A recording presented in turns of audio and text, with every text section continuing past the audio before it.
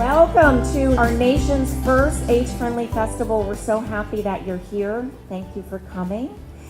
I'm here to introduce the very first session, education session today. We're so incredibly lucky to have these thought leaders here today to be with us.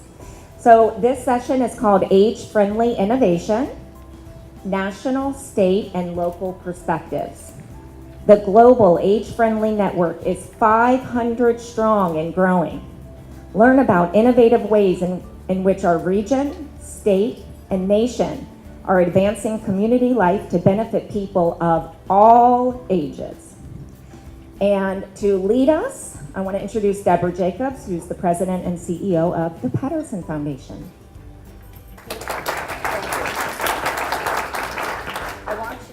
That we are beyond excited that for the very first educational panel in the history of our nation, you're sitting in the audience. So you are part of making history, so thank you very, very much. The way we're going to do this panel today is, honestly, we have got experts that are going to share. Each one of them are going to take some minutes to talk, and then we'll work our way down. Then we're going to open it up for questions. So I'm counting on you to have some great questions to stimulate our conversations, all right? So without further ado, let's begin. Our very first speaker, and I'm going to introduce each speaker as we go about. I am thrilled to introduce Bill Armbruster. He's been with National AARP for 18 years, and he leads the National Livabilities effort. And we like to call it actually a movement.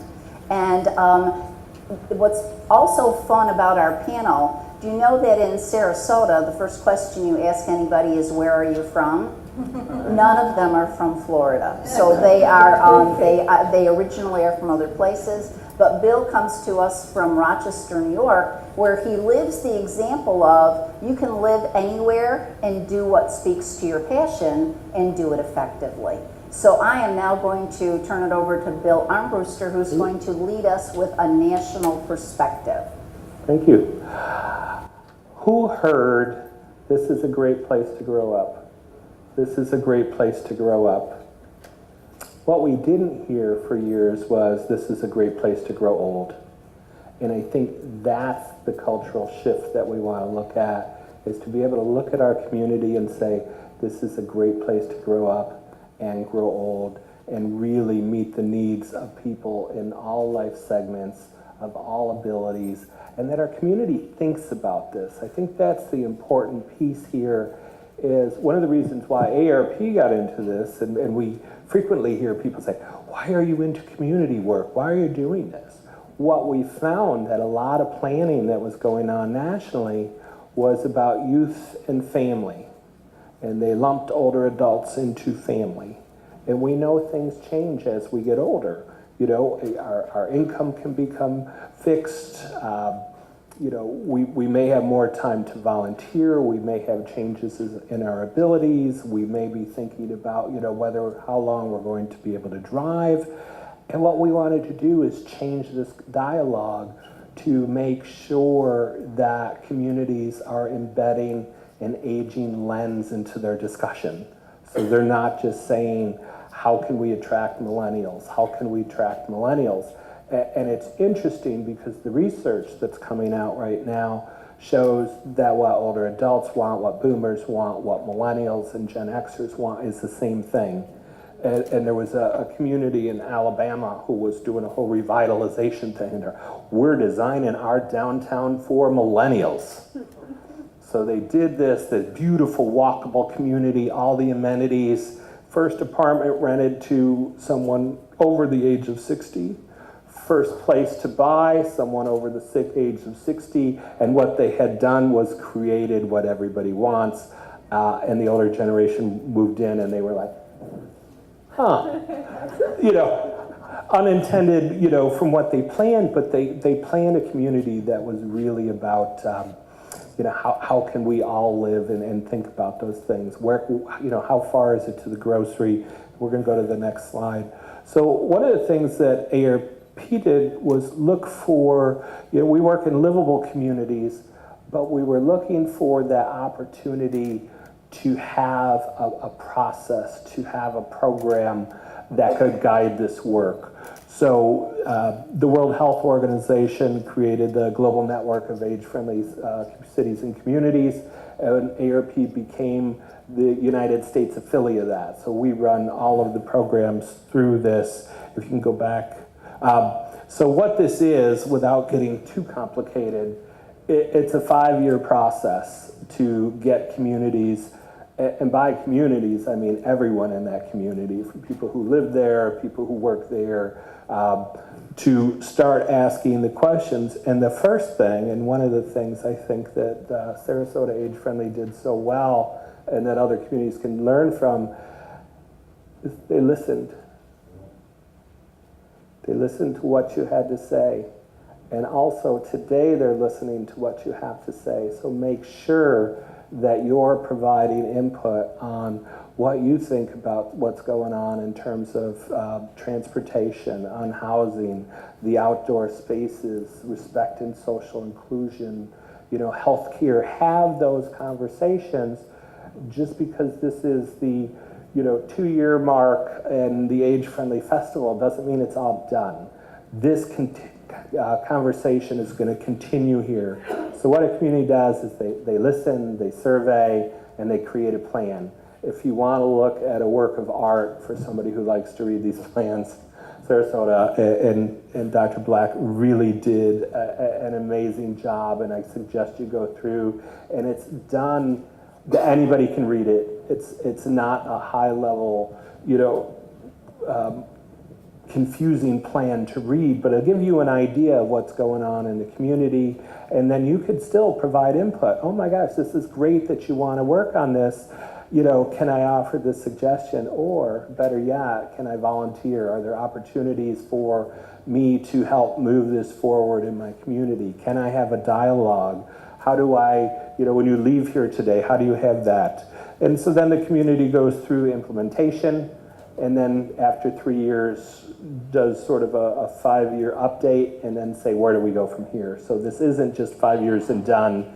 This is truly about changing the culture of the community. And you notice when you go out here, the county's here, the city's here. I don't know if folks saw, some of the Florida Surgeon General was here. There's county commissioners here. It just goes on and on in terms of the level of involvement at all ends. So we can go to the next slide.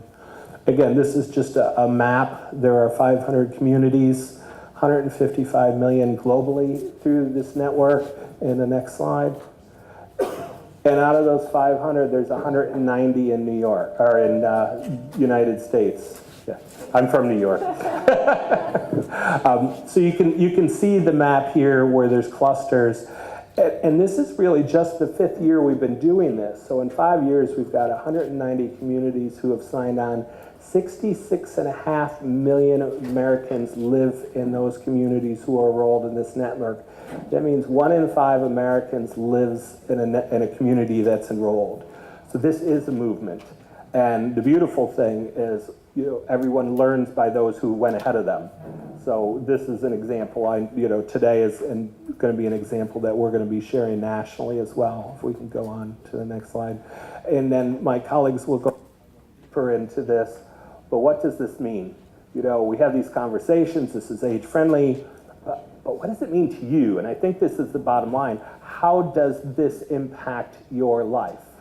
There's a lot of interesting things going on around the community. Actually, a lot of them are here in terms of the work that's going on. You've got ITN America, which is a transportation network to help people to not just get to doctor's appointments, but get to other things in their lives and other opportunities.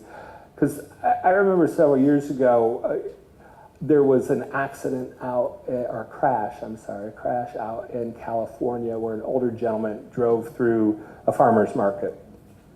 And so I had a reporter, of course, anytime there was anything involving older adults, I would get a call. And they were like, so this young woman come in, and she was a reporter, and she had it. Someone told her she had to get me on record saying that we needed to get rid of all older drivers, or she had it in her head, and she kept asking, I wouldn't answer, and for the first time ever, I said to her, "You're not asking me the right question. The question is, why aren't people giving up the keys? Because our communities are not set up for people to continue to be independent and be able to do this. So when you can start to look and say, yeah, you're going to give up the keys, but you're going to have the same lifestyle that you're used to, that's when you won't really have to have this question to say, it's time. People will say, oh, here, I think it's time, or I'm not going to drive at night because I have other options. And look at this, and there's exciting things going on here, but around the country in terms of trying to address that. And again, your voice is very important in this discussion because there's all different types of transportation, from ITN to public transit to now the shared rides, Uber and Lyft, and doing that. So I think we're heading in the right direction. We're not quite there yet, but there's plenty of opportunities there. The other big thing is walkability. Can you walk in your community? Is it safe to walk in your community? Do you feel okay, to be able to get out? If you live by a 4-lane highway, how easy is it for you to cross where you need to be? And some of those can isolate people, because what we want to do, I think, there's this term we used years ago, and some people still use it. It's called aging in place. I hate that term. Because to me, it was like, all right, you're going to sit there and we're going to bring you services and we're going to let you age in that place. What I want you to do is age in your community and be able to do all of those things that are important to you, and that's how we move forward. So I think that's where the dialogue goes, and I know we're going to hear a little bit more. So from there, I'll stop. Bill mentioned let your voice be heard, and throughout Potter Building and Robards Arena, there are reflection lounges where you can come and see the plan that has been crafted, as well as information about each of the domains that are there. So please stop by the reflection lounges, you'll find them, and share your thoughts and opinions there. So our next speaker, we're heading to Florida, and we're thrilled that Laura Cantwell is here from AARP Florida. Laura is one of those people who loves policy as much as people. So she has worked as an AARP policy advisor to get the policies we want, but she is also feet on the street engaging with communities. In fact, yesterday she was here setting up AARP's booth. Tomorrow she's going to be in St. Petersburg on a street walking initiative. And next Saturday she gets married. So I'm glad that she is here for you. Something. So I'm going to now let Laura share a bit of intel that will help us all. Thank you so much. It's so wonderful to be here today with you guys. I hope that you enjoyed the beginning, and as Deborah mentioned, AARP does have a booth, and some of the stuff that we'll talk about, please come and see us.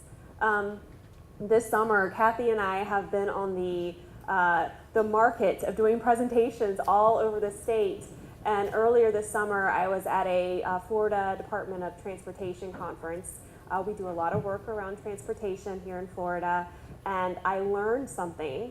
I learned that I am a millennial. Sometimes I'm right on the edge, I don't always claim it, but I'm a disruptor millennial. So I've decided to claim that, and I love this work that I'm doing because, as Bill mentioned, many of the things that we're doing in the community are things that are, would help life for millennials, boomers, older adults, for all ages. So it is a really fun place that I get to work in and get to work with everyone here. And at AARP, I, as Deborah mentioned, started on the policy side, really looking at healthcare policy, and then got into the world of transportation, looking at how we can make our streets safer. There's a great booth out here that shows you how to go through a roundabout. You have to go check it out. It's really cool. So that's kind of how I entered this world. And then one day I got a call from Sarasota from Dr. Kathy Black asking me about the Age-Friendly Network and how we could be a part of that. And we started working with Kathy in 2015. And as mentioned, it's truly been a movement. In Sarasota was the first communities to join in 2015, followed by Tallahassee and Winter Haven. And we have 16 and a half communities right now. We have one that's on its way. The city of Miami has given a commitment. We're waiting for their application. So we have communities that are really seeing that this is something important for the future. And as Bill said, that we need to start making communities that are great places to age in your community and to be involved and connected. And we are working with the 16 and a half communities across the state to do just that. And we're doing really fun things. My fiance, soon-to-be husband, probably wouldn't be very happy if he knew his picture was up here. But this is a cool example of some of the different things that we're doing across the state. Today we have this festival. Tomorrow there's an open streets event in St. Petersburg where you close the streets to cars and you open it up to bicyclists, walkers, lots of dogs. We love dogs in St. Pete. So lots of animals there as well.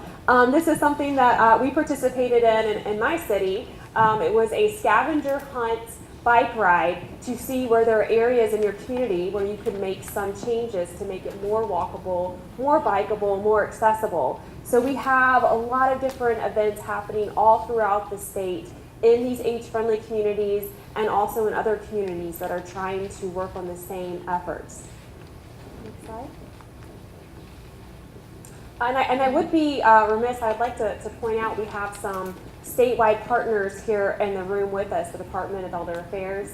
Richard is here, and we are working at the state level with several organizations, departments, to figure out how we can better work together as partners to work on the planning side of work, working with planners. I'm not a planner, I'm a sociologist, gerontologist, so it's been a really interesting world to talk to the planners who are making some of the changes in the community and to work with the Department of Elder Affairs on their Communities for a Lifetime program that I'm sure many of you are familiar with, and see how we can work more at the state level to continue this momentum and this movement. And on AARP's website, we have a lot of information. I always say AARP likes to do surveys. We like to have a lot of information as well. This is an awesome website. I will say, I will give it a shout out. It is an awesome website. It was originally intended for stakeholders, partners, to provide them with resources on how to make changes in the community. And it has also guides for people that want to go and do a walk audit.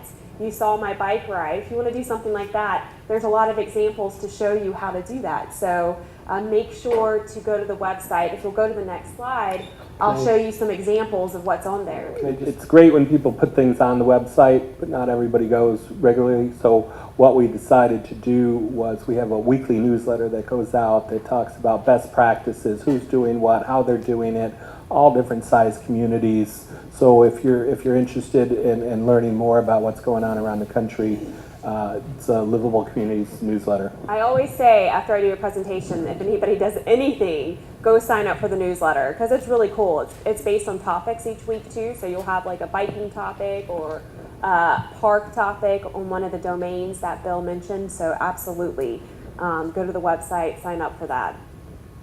All right. And here are some of the different, these are some of the different things that are highlighted in those e-newsletters. The first one is talking about complete streets. I don't know if you guys know this, but Florida is really a shining star across the nation in what we're doing on complete streets. We have a policy and an implementation plan throughout the entire state that's making sure that we are updating our streets to make them safer. So you can go here and see some examples of what you can do to make streets safer. A walk audit. We did this 2 weeks ago in St. Pete. We were doing a training and went out and did a walk audit in St. Pete and in Orlando as well.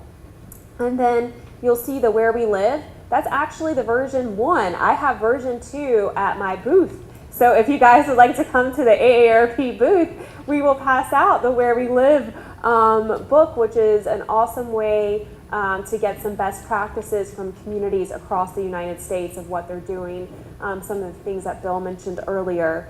And we also have, which is not up here, a handout that's called Home Fit that talks to you about how you can make changes to your home to make it more accessible, safer, so that you can stay there and feel comfortable and safe in your own home. Yes? Could you speak a little more to what you mean by complete streets? Sure. You've got like road diet, sidewalks, traffic calming. Absolutely. Yes. This is that planning lingo that I said that I was learning too. Yes. Yeah, and if you, so all of those are different ideas of what you can do to the streets to make them safer. The road diet, for example, bringing in the streets so you lower the speed limit so that people are moving slower. You're adding sidewalks. You're adding protected buffers for bicyclists.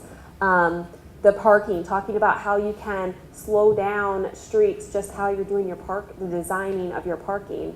And the traffic calming, also looking at that. All of these, I think in total there's 11 of them. Is that, you know, 12, 12? There's 12. We call them one-pagers. They're really 2 pages back front to back, and they have examples of where we're doing a good job of that in the United States. So if you go to that website, you can read more about it. Like street trees would be a part of that, Yes. right? Mhm. And maybe benches and things like Absolutely, that. absolutely. Mhm. I think this audience is going to be very interested to know that roundabouts are very age-friendly. Yes, Anything that slows and smooths traffic yes. is good for people. Communities are for people, not just for cars. And you can actually go through a roundabout outside. Yeah, yeah.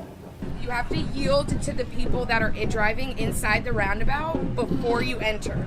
So if we're coming in this lane, we yield and then we go straight through. If you're not going to exit here, you keep going. If you're not going to exit here, you keep going, or you can exit here. What's most common that should never be done is people are in this lane, they're yielding, and then they're going through and cutting over. I'm now going to move on to Kathy Black. And before I talk about Kathy, I do want to, because today with the education sessions, we have 7 different education sessions. There's an organization out there called nextavenue.org, and it's an electronic way for people to connect on issues that everyone in this room probably would be very interested in. Each year, Next Avenue selects across the country their top 50 influencers in aging. And this year, Sarasota claims 2 of them.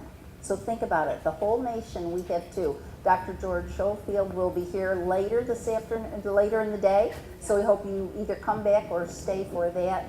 And the other one of the august people is Dr. Kathy Black. So it's a delight I've had the pleasure of working with Kathy Black since the Patterson Foundation in 2009 formed a partnership with SCOPE, Sarasota County Openly Plans for Excellence, to do the Aging with Dignity and Independence work. It was a community participatory research project. Kathy did that with the community, and as in true Kathy Black nature, she let it live on and made sure that the world knew about it through publications and presentations. And then when she learned about the age-friendly movement from the WHO, the World Health Organization, she said, excuse me, there are no communities from Florida. This is not making sense to me. And so she was the Energizer Bunny that sold the idea to this community. So she said that whether she's the mom or whatever she is, she would be the one who sparked the idea. Then she led the community participation, the research that Bill spoke about, and she led crafting the plan. So she is highly regarded, not only here, but across the state and nationally. If there's one of the things when you're working with Kathy Black, whatever you say, the next thing she goes, and you know, in Seattle, they do this. And then if you could say something, she says, no, in Japan, they do this. So she's like, she's a passionary about this work. So I'm going to pass the clicker to Kathy because she has a certain rhythm and style that is totally her own. Well, I just wanted to share with everybody some of the accomplishments that, that we've already done. As you heard Bill say a minute ago, it's a 5-year process. So the first 2 years is a baseline, just sort of understanding what the community wants. And it is about the aspirations of what people want, which is very different from a needs focus of what are the problems, what are the needs, what are the gaps. was about what people wanted to live fully. And so we did that, but we didn't wait to see what people wanted. We were doing things all along and capturing things and promoting things. So some of the things that we've been able to accomplish already is the comprehensive plan. Age-friendly language and livable communities is throughout our comprehensive plan. It's a 10-year document. We couldn't wait 2 or 3 years to do that. So that's livability is embraced at Sarasota County government and throughout this community. We're partnering with the Florida Department of Elder Affairs. So honored to be, and we've got the Deputy Secretary with us here today, Richard Prudon, such a VIP to be with us today. And we're partnering with them for a dementia-friendly community. So along with being age-friendly for people of all stages of life and all abilities throughout the life course, also for people with degrees of cognitive impairment, people need to live fully at every stage and every capacity, and that's what this community is about. We also worked with Sarasota County Parks, and we are so proud of our parks. Burford Park was the first park in the state that had senior exercise equipment. In China, in 50,000 state parks, there's senior exercise equipment. It's not Gold's Gym, but by default, it's there for people to keep active and engaged. The more we can keep people active and engaged, the healthier their lives are going to be, the healthier our community is going to be. Yeah, absolutely. We partnered with our arts organization. You'll see some of them here today with Florida Studio Theater. They had a play which really raised the issue of ageism and talking about aging to entirely different audiences. We're also very proud of our universal design resolution to promote universal design. For those of you who don't know, and there's going to be a panel on housing, but universal design are features in the home that are going to work for you if you happen to have an injury or if you become, God forbid, in a wheelchair. And to have those there by default, to have that doorway 36 inches wide to fit that wheelchair, God forbid you need it. Retrofitting it afterwards is a little pricey. So how can we promote our builders to include it? And that Sarasota County has incentivized the builders to do that with fast track permitting and also showing them what it is. They had previously said they weren't going to do it until the consumers demanded it. The consumers didn't know until they had a problem. So let's have it in place. Now let's work on retrofitting the homes that exist.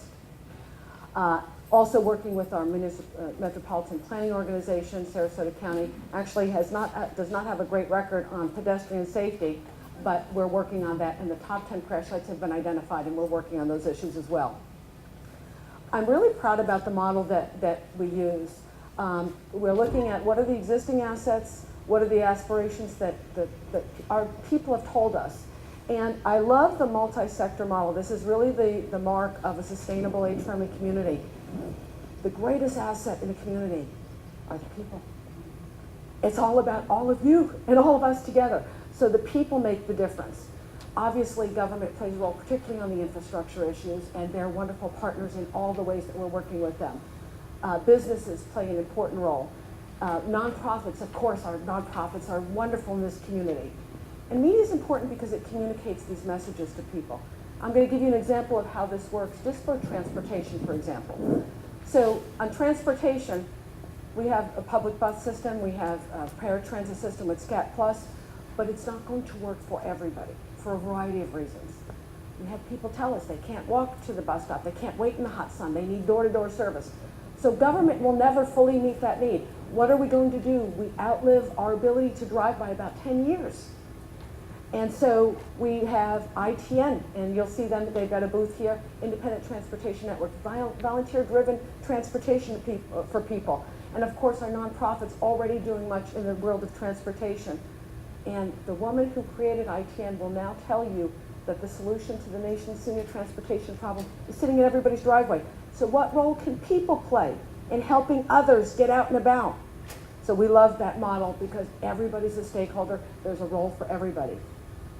And we conducted our research, about 1,200 people, and we created the action plan, co-created it with this community, and over at the Age Friendly Sarasota booth, you will see, and on our website, you will see the goals, objectives, and strategies in each of these areas: housing, transportation, social participation, civic engagement, etc. And what you will see on the back are no-cost, low-cost ideas for people to do things, for businesses to do things now. Not 10 years, not after they get some money. This is about doing things differently and doing things smarter that are going to benefit people of all ages and abilities. I would like to ask one question before I toss it out for your questions. Is it expensive to be an age-friendly community? It must cost a lot of money to become an age-friendly community. I'll say no. Okay. There's no cost to enter. There's no cost to participate. And what we find from communities that are moving through this process, they're actually rethinking how they're spending the money they have. Mm-hmm. And if they do find a project, then they go look for external funding, or some communities have just really got almost a slap in the face when they started asking about public transit and have had to do a public vote on potentially increasing the tax to funding public transit, but there's no additional funding. Kathy, and if I wanted to somehow be more age-friendly as a business, it must be expensive to become age-friendly. Well, one of the simple things that they can do, any business can do, is increase the font size on their menus, on their storefront, on their website. That's not going to cost anything. Next time you go to print, just increase your font size. And guess what? That will benefit everybody. And the lighting too. I don't know how many of you have been out and you have to put your phone on to increase the font size. And those are simple things that can be done. So, questions from our audience? Yes? So I in all honesty, haven't read the plan yet, but does this plan address areas that are not downtown Sarasota or Lakewood Ranch or Venice? Does it address areas like Northport and areas, I'm sorry, I don't think I need it. Oh, yeah, please use the microphone because we're taping. So I know that it addresses downtown areas, Venice, Lakewood Ranch, but does it address areas like Northport and the outlier areas where you can't walk anywhere? There really is no real transportation for people who live in those areas. Yes, this is Sarasota County-wide and including the unincorporated areas, and we're here to provide the funnels for information back to various players. I know that the Sarasota County Transportation recently changed their routes to accommodate people more. So, but this is the sort of vehicle that we're doing. So, but yes, this is Sarasota County. We want this to be Florida-wide. We want this to be nationwide. This is happening. And we all need to embrace it. It doesn't matter if you cross the county line, we should be able to have the same benefits for everybody. So that's where we're heading with this. And one of the benefits of the approach that Age Friendly Sarasota is doing is we don't necessarily have to come up with all of the answers. The community comes up with the answers and we borrow from other places who've already learned so that we can bring it forward. Let's see, I saw a hand in the back, please.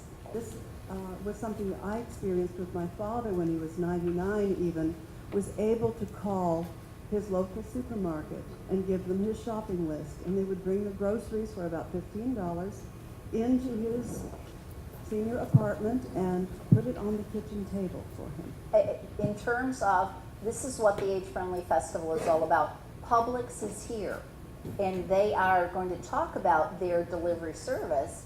And I think it's a great opportunity if you would like to check out what stores will deliver or if you have suggestions, because every one of our exhibitors here are here to listen. So my question is, we've got all these age-friendly communities in Florida. Yes. Do y'all ever have a chance to get together and talk about what you're doing and share ideas so that we're not all kind of trying to figure out the same thing? Excellent question. So you know how I mentioned earlier that Sarasota is really leading the movement here in Florida. The Patterson Foundation started that last year. They had a first annual conference where we brought together all of those communities that are working on these issues so that we can share ideas. We're not reinventing the wheel. And what came from that conference is a real want and need to stay connected throughout the year. So through our office at AARP Florida, I lead a monthly webinar with all of the different communities, the partners, so that we can share best practices, show things like the Open Streets event in St. Pete, talk about how we can do that. Kathy has come on multiple times to talk about the action plan and to share how she's approached things here in Sarasota. And as a follow-up, we're having a conference in December where we're bringing our 16 and a half members plus plus quite a few to the conference to continue that conversation with our statewide partners as well. So thank you for asking. And I didn't do the math, but if 16 and a half communities are in Florida, and there's how many communities nationally? 190. Okay, well, there's 50 states, so it sounds like we're proportionately ahead of the curve. You are. Okay. And it's amazing if you looked at the list, this has just been in the last 2 years. Yeah. So to go from 0 to 16, I guess that's like having a sports car. This is quite a rate, and there's a lot of interest. And we even got a call from one gentleman. He's like, we would like to have our own age-friendly golf club. Yes, yes. And it's interesting, the questions. And this summer we held our first ever AARP grant challenge that came out of our department and not out of our foundation. And some of the ideas that came out of Florida were just absolutely amazing. There's a lot of creative thinking, a lot of innovation, and again, a lot of sharing. So I think people are really feeling supported in this, that they're not the only ones who are moving forward. And I think that makes it a big difference for municipalities as well. Absolutely. Other questions? We have a question over here. Motion is good. Remember, keep the body moving. I wanted to ask the panel this, that if you could share some of the innovative things that some communities are doing, and then also add to that how all this gets done better and faster if it's not us waiting for you to do it, but we also get involved. If there's any examples about how that involvement makes a difference. Sure. I'll start with one example. This week, I was in Miami meeting with Miami-Dade County as part of the network.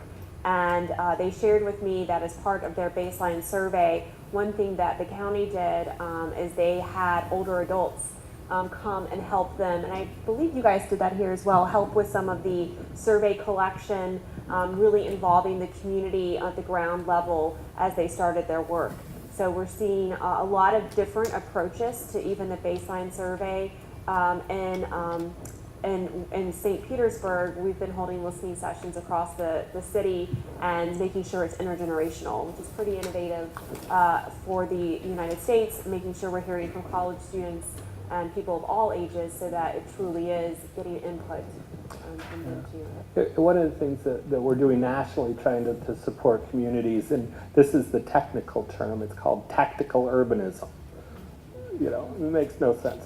But what it really is, it's doing a temporary change in your community. If you want to look at traffic calming, or if you want to look at opportunities, a community can come together, listen to folks who live in that community, come up with an idea, and maybe over a weekend do a change, like put out planters so there'll be like a protected bike lane, or a bulb out. Or actually they can create temporary traffic circles, all different types of things, instead of your community just doing it and saying this is what we want to do, you should love it.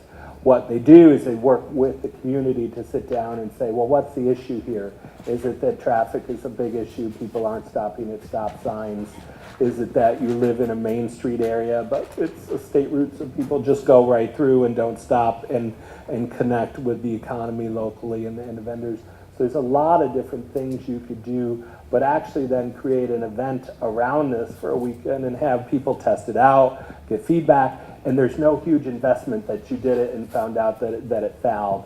So we've been training people and working with folks around the country to really try to get people up to speed, to say, test it first, get feedback, see what people want, and then go back, and if you decide that's what you want to do, otherwise, test it again in 2 months. Try something different. So there's really not a big investment into changes, and I think it's a little less scary for planners who are thinking about the money that goes into it, but also for folks who live in that community to say, hey, this works or this doesn't work. Well, what I'd like to say is some of the interesting things that I've seen are age-friendly health system that we'd like to adopt here in our community. There's also age-friendly, as you said, Bill, we learned from other communities, age-friendly businesses. This model has already been put out there, and I think that these are really adaptable for our community. We plan on pursuing them. USF Sarasota Manatee is now an age-friendly university, and you can learn more about that if you go visit the booth, and we hope to see the other universities adapt that as well. But one of the things that I really like to see for our community is some sort of vehicle to promote volunteering. We have people, in some cases, spending more time in retirement years than in their working lives. And we know that volunteering is good for people mentally, physically, socially, spiritually. And we know that many people are doing a lot of wonderful things. We would like to capitalize on that and some of the interesting things that are happening in some of the other parts of the world. In Spain, they're doing time banks so that people are using able to put that time and maybe getting some benefits, maybe Publix or some other company could benefit that, or there could be some sort of bartering. So we'd like to explore those models a little bit more. And also, Age-Friendly Tel Aviv has on the prescription pads for the doctors, in addition to writing out the prescription, they actually write volunteer. And they give a list of all the health benefits from volunteering. And so we'd like to see more of that. And again, not telling people what to do, but for people who are so inclined, we have so many things that we have that we can connect people with. So volunteering is definitely one of the things I'd like to see more for this community as well. And I think Sarasota is always proud of being special. So when it was time to do the community survey, I said to Kathy, well, how many surveys do you need? Well, we need a lot. And so, well, I said, what number is that? And so we ended up with close to 1,200. And did we have every zip code? We had every zip code. Every zip code. And for a city of our size, we had a higher numbers and higher percentage than some communities far larger. Oh, now tell the truth. Chicago only had 1,100. So let's get real. Sarasota likes to achieve above the average. So thank you, everyone who filled out one of those surveys. All right, we're going to go to another question. The hands are coming up. So I understand this is a natural draw for people who are not-for-profits and vendors and service providers and educators and coordinators. What's happening nationally that would draw major employers into this? Well, we're trying to educate to our community the value of older workers. I just spoke at Suncoast in Venice and spoke to people 50s, 60s, 70s still looking for work, having to still work, unable to work due to caregiving, needing accommodations due to health needs. We're here to educate our employers about that and also about the multi-generational workforce and why we need to create options for people to stay in the workforce.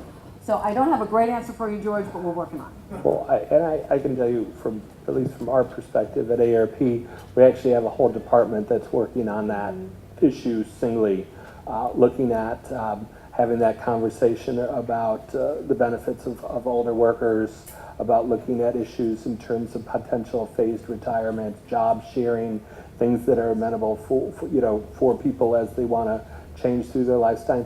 But we're also working with businesses. For about 12 years, we had the Best Employers for Older Workers Award that came out. Now we're actually doing job fairs, virtual job fairs where you can go online, and we have more and more employers who are signing on specifically to say we value older adults. It's an uphill battle, but it is something that we've started because you deserve that option. If that's something you wish to do, is to continue working or stay in your job or switch fields completely. We have time for one more question. And as our mic runner has been running, I want to let you know this is what's so special about our region. Susie Bowie is the executive director of the Manatee Community Foundation. So we cross boundaries and we do it as a volunteer because she said, I need to be there because we also need to do this in Manatee County. So what better way for her to get the inside intel than to volunteer for the day. So thank you, Susie Bowie. But we do have a question. My husband died last November, and he had a trust fund from his great-great-grandfather.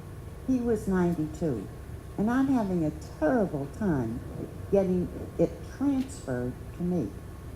I had a long-term care attorney. It's finally transferred. I'm getting the statements in my name, but I can't get it transferred to me. I don't know. It's from PNC Wealth Management, which is and I even asked them if they could help me get it transferred to this community. And they said they only take $1 million. Well, it's not quite that. So what, So I just want, finally I'm getting the summary, monthly summary of the papers in my name. But I want it transferred to my financial advisor. all right, so. I mean, I'm sure it's not the only one in the world. Well, and since we just got the signal that our time is up, I want to give you the good news that later in the day, we have an educational session that's called Life Happens, how to prepare so that your relatives and family will not be stressed. So in the idea of,